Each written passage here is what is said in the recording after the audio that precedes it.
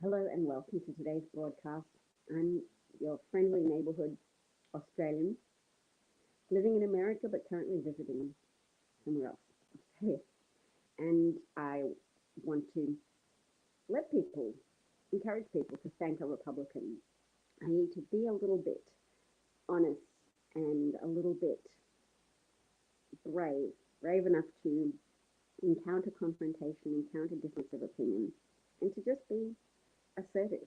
Uh, Not aggressive, but assertive, so that they at least encounter a version of reality that is incongruent with their confected Fox News Trumpified reality, version of reality in which uh, they are the good ones and Republicans are somehow competent at managing economies.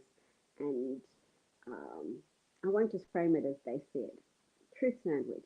Say a truth, and then the untruth you're wishing to uh, combat, and then another truth to close it, so that you're encasing the disinformation in a sandwich of truth to foreground truth and not cede territory to the disinformation artists and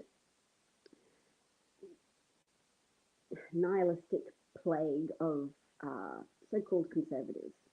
So-called conservatives because they're not conserving the planet, they're not conserving democracy, they're not conserving election integrity.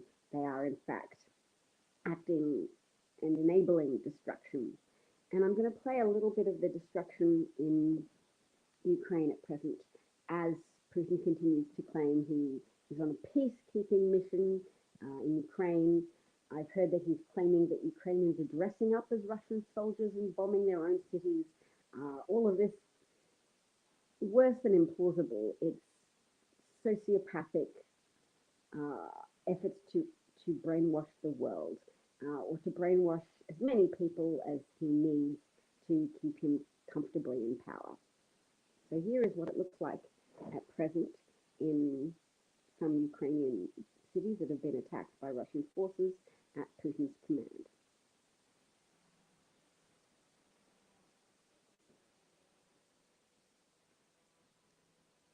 And because I'm using an iPad, I can't share my screen in any other way, so thank you for your patience.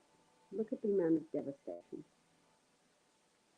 You can recognize the modern technology, a drone, I guess, flying over these bombed apartment buildings. Back to the beginning of the footage, but just, just look. And I know the angle of the Republicans will be to reflexively blame Democrats and to blame Biden and to try and weave a narrative in which it's not anything to do with Trump supporting and emboldening Putin and being beholden to Putin himself for help in winning the 2016 election. He needed some help, but he was fundamentally helped by the tribalistic loyalties, the white favoritism, the protectiveness around a race-based social order that some people don't want rocked. They don't want that boat rocked because they fear they they can't achieve on their own merits, and they need that system of preferential treatment that they may not even be conscious of, but they gravitate towards it, and they gravitate towards defending and upholding it. That's why people secretly went off to vote for Trump, even when others were saying, no, no, respectable Republicans won't vote for that type of person. Trump will never succeed the election. White America managed to surprise, or a significant amount of white America managed to surprise the world and many more liberal Americans by voting in high enough numbers for Donald Trump to win at the Electoral College level. Not the popular vote, but the Electoral College level, aided and abetted by powerful Russian disinformation activities that had multi-pronged techniques of trying to dissuade black voters from participating in that election, from exercising their democratic rights to vote by trying to dissuade them that Hillary Clinton was somehow evil and possibly satanic, circulating all sorts of very far-fetched conspiracy theories that suck people in through the level of atrocity they're willing to talk about openly. So they're willing to depict or describe acts of extreme abuse towards children in an effort to shock people and make them feel like there's this only one source of truth, of willingness to address these significant problems. And it is true that there's global trafficking in children. It just happens to not be true, that it's led by a secret cabal of Hollywood, Clinton, um, Democrats, Jews, the usual targets for conspiracy theories that are a product of people exploiting our tendency to otherize visible minority groups. So Jewish people have a substantial history of having their differences become a weapon to be used against them, to by exploitative authoritarian style people whose corrupt ambition is to unite support around them through the moral clarity of identifying an enemy and saying these Jews are responsible for hardship, these Jew problems. Oh, Christopher's just popping in to say hello. Hello, Christopher. So people familiar with Jewish history might have heard of the blood libel, which was a fantasy, a destructive fantasy, a fantastical claim that Jewish people killed Christian children and used their blood in religious rituals, that it was a systematic problem of Jewish, of murderous Jewish people. Now, to return to my truth sandwich analogy, we can't just give all the airtime to the bad propaganda.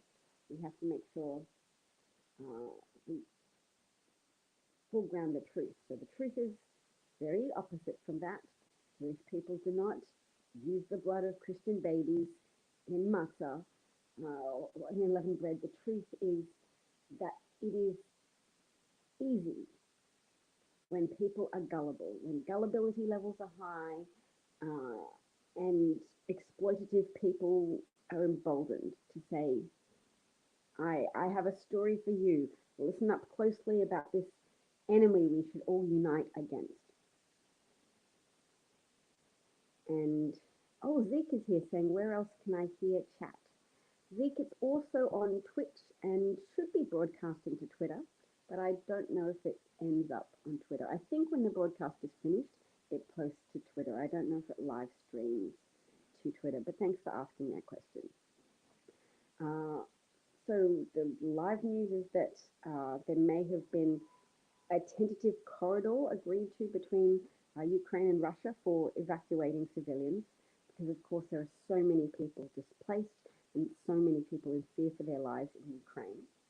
And those that are trying to flee Russia, as Russia's economy crashes, as the collective sanctions of the parts of the West that have unified in protecting a sovereign nation and protecting democracy against the ongoing onslaught by Putin, and what will no doubt be an emboldenment of China to indulge its territorial ambitions as well, to attack Taiwan, to say, yes, whatever we say, we can have. That kind of positivity thinking, what's it called, The Secret, that's an American sort of aspirational positivity cult that says, if you dream it, that puts it into being and you get it just through virtue of wishing. And strongmen, despotic autocrat type people are often susceptible to that indulgence, that type of saying, I say Ukraine is part of the USSR. I say Russia will be better when we are again the Soviet Union. So let's make that happen. I have said it, I have willed it into being.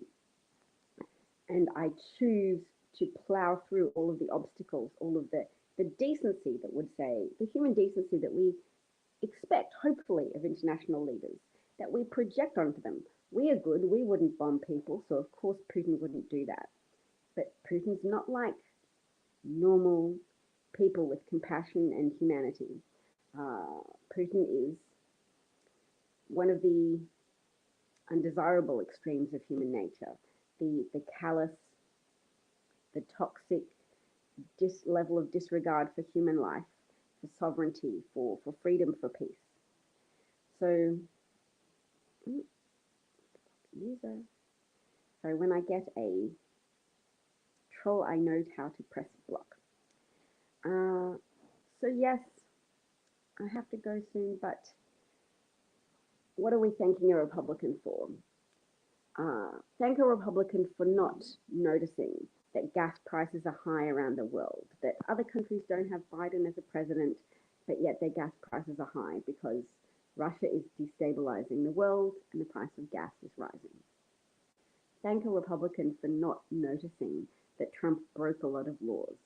Thank a Republican for refusing to acknowledge that they were supporting a con artist, a criminal, um, a disrespecter of women, and a serial sexual assaulter whose callous disregard for American lives led him to downplay a pandemic and admit that, but in a positive framed way by saying, oh, yes, I just like to cheerlead. I didn't want fear.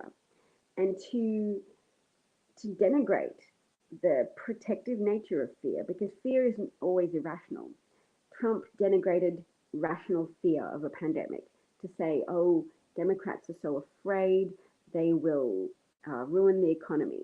And what really drove the economy down during Trump's tenure was an, his failure to take safeguards, his failure to promote mask wearing, his failure to um, advocate for shutdowns in a timely fashion, and his encouragement of the pandemic, his encouragement of COVID to ravage blue states, because blue states are the home to the most international airports, and so were hit hardest and first by a pandemic that, whilst it doesn't kill everybody who contracts it, nevertheless kills a substantial amount of people and disables a larger number of people. So for every piece of hand wringing over the death total, think of those left with potentially degraded organ systems, those people left for months or years with an increased susceptibility to diabetes or Parkinson's disease or psychiatric problems, because COVID is fundamentally a microvascular condition where blood clotting tendencies are increased. You could have strokes and heart attacks even after recovery from COVID. And those microclots can affect your brain functioning, they can affect your nervous system, and you can experience significant ongoing problems and fatigue and kidney failure, all manner of things. It's rational to fear that. It would have been rational for a president to take action to distribute masks in the early days of the pandemic, to ask people to avoid indoor large gatherings, to not go to church, but instead Trump positioned himself as the champion of the religious, the champion of religion, to say they're trying to shut down churches, but churches are the center of our lives. They're not the center of Trump's life, but he doesn't have to be religious to be embraced by many ultra-religious people, particularly evangelical Christians, but also Catholics, also people of other faiths, who wanted a champion against what they see as the encroachment of secularization in society, which they deem to be a threat to the moral fabric of society. All right, I had better go, but I thank you to everybody who listened today and for this chat, because I believe it's very important during a season of escalating attacks on democracy for people to get comfortable with informally talking about democracy and why we need to protect it and how we can protect it, how we can not just be passive as people share their passions for conspiracy with each other. We have to become passionate about providing a lifeline to retether people to reality, because reality is spread through social connection. And people who don't have social connection find it sometimes through propaganda YouTube videos and white supremacist gatherings online. Those are potent recruiters of people into dysfunctional alternate universes where their actions, such as attacking the Capitol of the American Capitol on January the 6th, are a byproduct of the hijacking of their minds. Oh, now I've got to go. Bye.